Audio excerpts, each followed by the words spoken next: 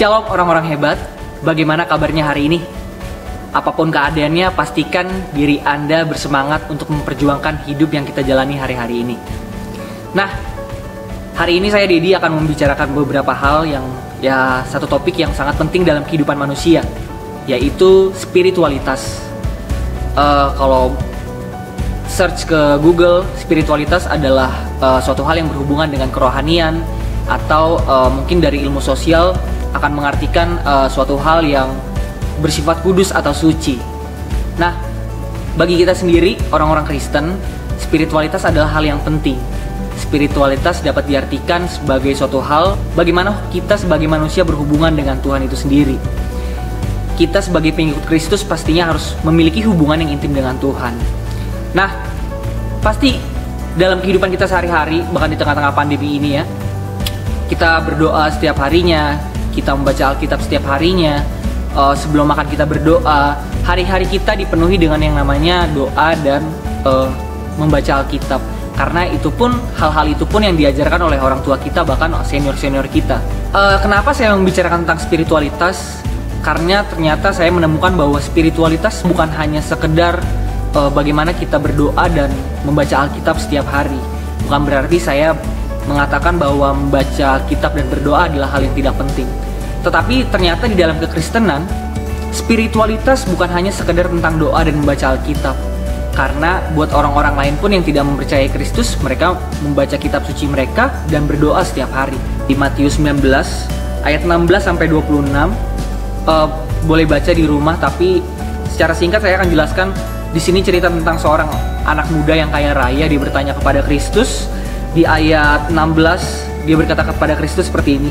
Ada seorang datang kepada Yesus dan berkata, "Guru, perbuatan baik apakah yang harus kuperbuat untuk memperoleh hidup yang kekal?" Lalu Yesus menjawab, "Apakah sebabnya engkau bertanya kepadaku tentang apa yang baik? Hanya satu yang baik. Tetapi jikalau engkau ingin masuk ke dalam hidup, turutilah segala perintah Allah." Nah, ada seorang anak muda yang datang kepada Yesus dan bertanya, "Guru, kalau aku pengen hidup kekal, masuk ke sorga, apa yang harus kulakukan? Perbuatan baik apa lagi yang harus aku lakukan?" Terus Yesus bilang, "Lakukanlah hukum Taurat, lakukanlah perintah-perintah Allah." Dan mengejutkannya, anak muda ini adalah anak yang saleh.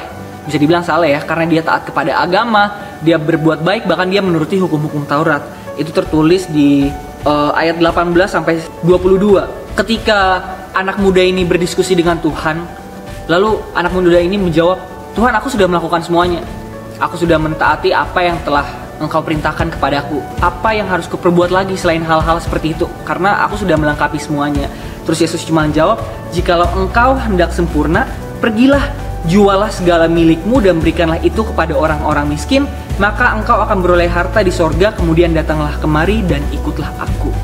Akan tetapi ketika Yesus berkata demikian, anak muda ini justru Alkitab mencatat raut mukanya berubah dan akhirnya anak muda itu pergi.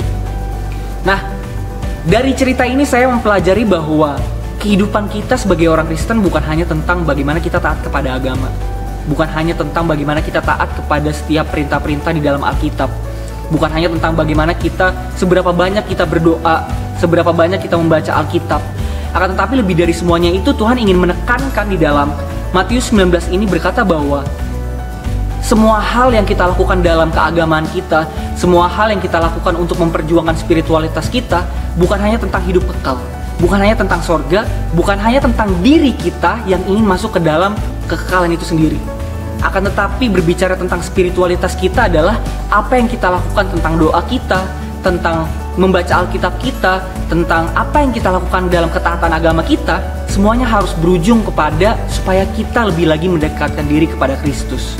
Ada satu tulisan yang sempat saya baca, itu tulisan dari Profesor Chen.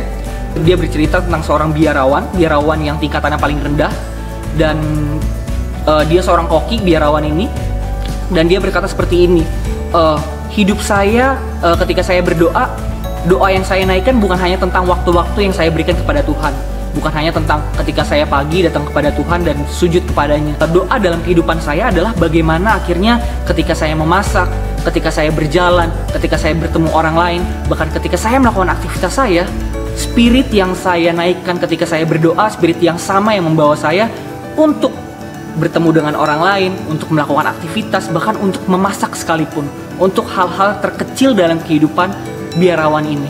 Yang artinya adalah doa bukan hanya tentang waktu-waktu yang kita berikan khusus kepada Tuhan, tetapi doa tentang hidup kita keseluruhannya. Bahkan hal terkecil pun dalam kehidupan kita adalah doa. Bagaimana akhirnya kita melakukan seperti yang dikatakan oleh Rasul Paulus, entah itu kamu makan atau kamu minum, lakukanlah semuanya untuk kemuliaan nama Tuhan. Apalagi di tengah-tengah pandemi ini ya, kita ada yang ibadah online dan tidak bisa bertemu secara langsung, harus lewat Zoom meeting dan sebagainya, yang sometimes juga mungkin ada beberapa orang yang bosan dengan hal-hal seperti ini. Tapi yakinlah bahwa ketika kita berdoa dan ketika kita benar-benar menyerahkan hidup kita di dalam doa, maka hubungan kita kepada Kristus akan lebih bermakna. Karena yang satu hal yang saya pahami adalah surga bukan hanya tentang tempat yang akan kita tuju ketika kita mati nanti, tapi surga sudah dimulai sekarang. Karena kekekalan dan keselamatan yang Tuhan kasih, tujuan pentingnya dan tujuan utamanya adalah supaya manusia dapat berhubungan kembali kepada Tuhan. Hubungan yang telah Tuhan berikan, kekekalan dan surga yang telah Tuhan berikan, itu sudah dimulai sekarang. Yaitu ketika kita bisa kembali lagi berhubungan dengan Tuhan. Apapun keadaannya, apapun kondisi kita hari-hari ini, kita akan selalu bisa semangat. Kita akan terus bisa berjuang terhadap hidup ini yang mungkin terasa sulit. Karena kenapa? Kita telah mengalami surga. Tuhan yang selalu menyertai kita bahkan dalam hal-hal terkecil sekalipun. Dalam makan kita, dalam memasak kita, bahkan dalam apapun yang kita kerjakan hari-hari ini. Sekian untuk sharing firman Tuhan hari ini. Biarlah spiritualitas kita bukan hanya tentang ketaatan agama kita, tetapi ketaatan agama kita terus membawa kita untuk lebih lagi bisa mengenal Tuhan dan berhubungan dengan Tuhan. Tuhan Yesus memberkati. God bless you.